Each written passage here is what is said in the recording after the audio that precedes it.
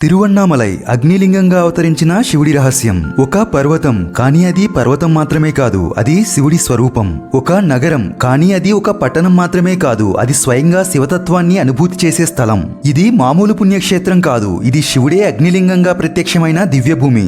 అందుకే దీన్ని తిరువన్నామలై అంటారు. ఇక్కడ ప్రతి రాతి శివుడు, ప్రతి చెట్టు శివతత్వాన్ని వహిస్తుంది. ఇది శివుని అగ్ని రూపానికి నిలువెత్తు చిహ్నం. ఈ కథలో ఎన్నో రహస్యాలున్నాయి, ఎన్నో అద్భుతాలున్నాయి. అవి మీకు తెలియాలంటే చివరి వరకు చూడండి. తిరు అంటే పవిత్రమైనది, అన్న అంటే శివుడు, మలై అంటే పర్వతం. అంటే తిరువన్నామలై అనేది పవిత్రమైన శివపర్వతం అని అర్థం. ఈ పర్వతం కేవలం భౌతిక శిల కాదు, ఇది శివుడి అగ్నిస్వరూపంగా పూజింపబడుతుంది. ఇది ఏ మామూలు శిల కాదు, ఇది శివుడి లింగ రూపం. పంచభూతాల్లో శివుడు 5 రూపాలుగా ప్రతిష్ఠింపబడ్డాడు: భూమి, నీరు, అగ్ని, గాలి, ఆకాశం. తిరువన్నామలైలో శివుడు అగ్నిలింగంగా దర్శనమిచ్చాడు. పురాణాల ప్రకారం ఒకసారి బ్రహ్మ మరియు విష్ణు ఎవరు గొప్పవారో తెలుసుకోవడానికి పోటీ పడ్డారు. అప్పుడు శివుడు ఒక అంతం లేని అగ్నిస్తంభంగా ప్రత్యక్షమయ్యాడు. బ్రహ్మ పక్షి రూపంగా పైకి వెళ్లాడు, విష్ణు వరాహ రూపంగా కిందకి వెళ్లాడు. కానీ ఆ అగ్నిస్తంభానికి ఆద్యంతము లేకపోయింది. అది ఆ మహాశివుని పరబ్రహ్మతత్వాన్ని తెలిపింది. ఈ అగ్నిస్తంభమే తిరువన్నామలై పర్వతంగా మారిందని చెబుతారు. ప్రతి సంవత్సరం కార్తీక మాసంలో తిరువన్నామలై పర్వత శిఖరంపై ఓ అద్భుత దీపాన్ని వెలిగిస్తారు. ఈ దీపం చూసేందుకు లక్షలాది భక్తులు వస్తారు. ఈ దీపాన్ని దీప మహోత్సవం అని అంటారు. అదే శివుని అగ్ని రూపాన్ని ప్రతిబింబిస్తుంది. ఇదంతా చీకటి మధ్య వెలుగుతున్న శివప్రభ. ఇంతకీ ఆ దీపాన్ని ఎలా వెలిగిస్తారు? ఎన్నెన్నో గిన్నెల తైలంతో, గొప్ప విశ్వాసంతో, లక్షలాది భక్తుల హృదయాలతో అది వెలుగుతుంది. తిరువన్నామలై పర్వతాన్ని గిరి ప్రదక్షిణ చేస్తే అనేక పుణ్యాలంటారు. మొత్తం 14 కిలోమీటర్ల దూరం. కానీ ఇందులో రహస్యం ఏమిటంటే, పర్వతం చుట్టూ తిరగడం అంటే శివుని చుట్టూ తిరిగినట్టే అని శాస్త్రం చెబుతోంది. ప్రతి అడుగులో, ప్రతి శ్వాసలో శివుడి తత్వాన్ని అనుభవించగలరు అని అంటారు. ఈ ఆలయం దక్షిణ భారతదేశంలో ఉన్న అతిపెద్ద ఆలయాల్లో ఒకటి. ఇది తమిళనాడులో ఉంది. ఇక్కడి గోపురాలు, కళ్యాణ మండపాలు, శిల్పాలు అన్ని మానవ కళాత్మకు గొప్ప ఉదాహరణలు. ఈ ఆలయ నిర్మాణంలో కోణాలు, జ్యోతిష్యం, వైదిక విజ్ఞానం అంతా మిళితమై ఉంది.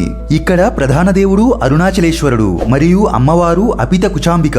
తిరువన్నామలై పర్వతాన్ని శివలింగంగా పూజించడమే కాదు, ఇది నిజంగా అది శివుడి శరీరమని చాలా మంది భావిస్తారు.